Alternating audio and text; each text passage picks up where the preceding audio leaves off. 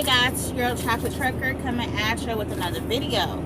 And today is Thursday, January 23rd, and we are currently at our Indy drop yard, dropping off this load and picking up another one, which we will take to Minnesota. First of all, welcome back to my channel, all my YouTube family and friends. If you're new to the channel, don't forget to click the subscribe button down below. Give me a thumbs up if you like the video, give me a thumbs down if you don't. Either way, let me know if you like the content or don't like the content so I can cater the channel to you all. You better like it. Stop. So this video is just a continuation, part 2 of last week's comparison of Hirschbach and Prime. So once again, my disclaimer, I can only tell you about my experience with Prime and Hirschbach, along with the facts that I've learned throughout my journey with the two companies. With Prime, I was with Prime for a little over a year. With Hirschbach, I've been here since October of last year. With Prime, for those of you who don't know, I was a solo lease operator with Prime. With Hirschbach, I am a team lease operator. So my experiences will be along those lines. I cannot tell you exactly how the team process would work with Prime. Sorry, I thought I heard something. I don't know how it would work in actual reality. I can tell you how it's supposed to work. When it comes to Hirschbach, same deal. I can't tell you how the solo side would work. We can talk about theoretically, but you know, theoretically is not realistically. So, all right. First things first. I do want to break down a little bit the lease situations with Prime and with Hirschbach. With Prime, if you are a solo lease operator, of course, you're the only person on that lease. You're the only person you have to worry about paying, besides the IRS, and that's it. If you are team with Prime, there are a couple ways you can do it. The first way, you both can be on the lease, and you split the profits down the middle after all expenses are taken care of for the truck. Second way, one person can be the lease driver, and the other person can be the company driver. With Prime, the way that works is the lease driver and the co-driver work out if the co-driver is gonna be paid cent per mile or a base pay per week. Let's say you're doing cent per mile. Whatever your cent per mile rate is, that mileage is kept up with by Prime, and they pay the co-driver out of the lease driver's state settlement. So that co-driver every week has a paycheck guaranteed. It comes out of the lease driver's statement. Let's see, if you're both on the lease, then you both divide the profits, and Prime will divide the profits, and it goes to the two of you. That's how it works. And once again, company side, that comes, if your co-driver is the company driver, his pay comes directly out of the lease driver's settlement and goes directly into his account. Prime takes care of that for you. With Hirschbach, it's different. Of course, solo, same way. Whatever you make, you're the only one who have to worry about paying outside of IRS. Now, when it comes to team lease drivers, it is different. There's only one way to do team lease driving here at Hirschbach, and that is one person is the leaseholder, the other person is the co-driver and an employee of the leaseholder. Unlike Prime, the leaseholder and the co-driver come up with an agreement on their own, totally independent of Hirschbach. and that's how the co-driver gets paid. So let's say I'm the primary lease driver and I have a co-driver. Me and my co-driver and I decide, okay, I'm gonna pay my co-driver cents per mile. We're gonna do I don't know what the team going rate for team drivers is, so I'm gonna say 23 cents per mile. Paying my co-driver 23 cents per mile, and that's gonna be total mileage. So we run 5,000 miles a week. I'm pulling my calculator out. So let's say we run 5,000 a week, and I'm paying them 23 cents a mile. That's $1,150 that I will have to pay my co-driver directly. So that fund, I will have to deposit those monies directly into their account. Hirschbach has no dealings when it comes to the lease driver paying the co-driver. So that's something that if you are considering coming to Hirschbach in team driving, that's something that you have to take account of. Because first of all, you have to trust the person who you are leasing a truck with. Who you are either working for or who you have working for you. If you are a couple, serious couple, or married couple, and you want a team drive, then I mean that will be easier versus like two friends. But I would suggest, if you're coming out with someone who you are not trying to search for the correct word,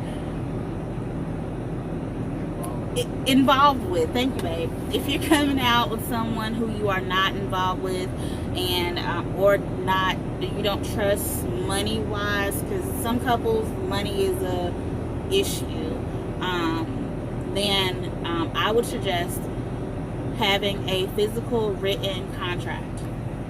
Have a physical written contract of what you will get paid, how you will get paid, and the frequency that you will get paid. And on top of that, get it notarized. That way, if anything were to happen between you two, they can't withhold payment because it's in a contract. It is a written legal document, so they cannot withhold payment. Because once again, Hirschbach has no dealings when it comes to the lessee paying the co-driver. All the money goes to one place, and the primary lease driver has to distribute what he's paying the co-driver, what they're paying the co-driver, and that's how it is. And they make it very clear in training how that works. Now, not training, orientation. Now, when it does come to orientation, when we came through orientation, of course, we are a couple. There was a husband and wife couple and a father and son that were teaming. There was only 3 team drivers there. But that's the dynamic of team driving with Hirschbach. Now, I will do a separate video on team driving as a couple, and sorry, it just dawned on me, so it's right jotting down the idea. Okay, so that's the team driving aspect. Now, just my experience with the 2 companies. As far as Prime, like I said, I was a solo lease driver with Prime. So I had issues when it came to having a pre-plan once I dropped my current plan. You guys know, my dispatcher and I did not get along all the time. Sometimes we did. We didn't all the time. I had an issue with, as being a lease driver, I didn't get paid for all of my miles. I got paid for loaded miles. Very rarely did I get paid for deadhead miles. Prime's thing is your deadhead is included in your pay. So if I had 700 loaded miles and 200 empty miles, then guess what? That's 900 miles that I need to make sure my pay is going to cover. Here, so far, when we met our dispatcher here, she let us know up front she is blunt. And yes, I have a female dispatcher again. And this one's working out pretty good, pretty well. But she let us know up front she's blunt. She's straight to the point. She doesn't go around the corner, get to your butthole, however you want to put it. She's straight up front, honest, blunt. We're gonna get the situation taken care of. But one thing that we have come to love about our dispatcher, she takes care of us. Like this load right here that we are currently picking up, we are on our way to Illinois to drop off the load that we have on our back now, and they needed us to do a relay. Those needs to drop in Minnesota tomorrow. So she sent us a message first, and when we're driving, we cannot access our messages either on our phones or on the actual geotab system that we have. So she calls, hey, this is what's going on, this is what I need you guys to do, can you do it? And it wasn't just, hey, you need to do this. It was, can you do it? Do you want to do it? And we took it. And before, when we let her know, yeah, we'll take it, she let us know, okay, I have something to back you up before you drop. So by the time we get there, we'll have another load bringing us out. That's something that she does almost daily. Anytime we drop almost every time we drop a load, we have something backing us up. So with this company, I don't mind running northeast, because I know as soon as I get there and drop, guess what, I'm coming right back out with no problem, no hesitation. Like, we'll take a load from Illinois, go up to Jersey, drop that load, pick up another load, and come back to Illinois. Then we may pick up another load in Illinois, go right back. We might go back and forth for like a week or two, and then head down south and come back up. We may do that for a week. But we almost always have a load before we drop our current load, unless our dispatcher is out. And with Hirschbach only has about 1,800 trucks, period. So that in itself lets you know how small of a company we are, and how tight-knit everyone is. Like, from all of our little terminals that we have, to when it comes to getting road assist, we have a road assist person. Road assist answers you back in a timely fashion. The one incident that we needed road assist, no, we actually needed road assist three times. Two times with the fifth wheel. So we needed road assist a total of 3 times, and all those 3 times they got back to us in a very prompt time period. Even though 2 of those times were like at the butt crack dawn morning, like before 5 a.m., and we still got an answer within like an hour or so. That I'm not used to that when it came to Prime. They're a big company. Now, one thing I can say, my dispatcher, I don't know if it's because my attitude with my dispatcher at Prime, but she knew my name when I called in. She knew my voice and my truck number. But other people said their dispatchers, you know, they were just a number.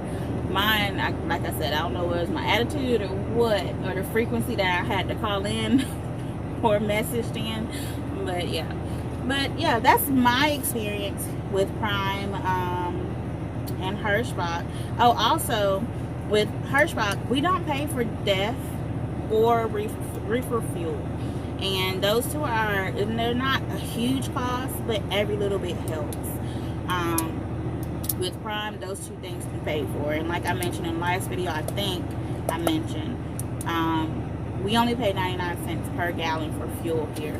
So that works out. That's a major help. Because right now, we run about 5,000 miles a week. And our fuel cost is less than a grand a week. 700. Yeah, about 700 a week at the most. So yeah, that is a big thing, considering when I was with Prime, my fuel cost would be $900. I even had a week where I was like $1,200 in fuel, and that was one extra day on our pay period. So yeah. So that's my experience with Hirschbach and Prime thus far. If you guys have any comments, questions, concerns, don't forget to leave them in the comment box. And that is all for this video. Thanks for watching. Make sure you share Chocolate Truckers.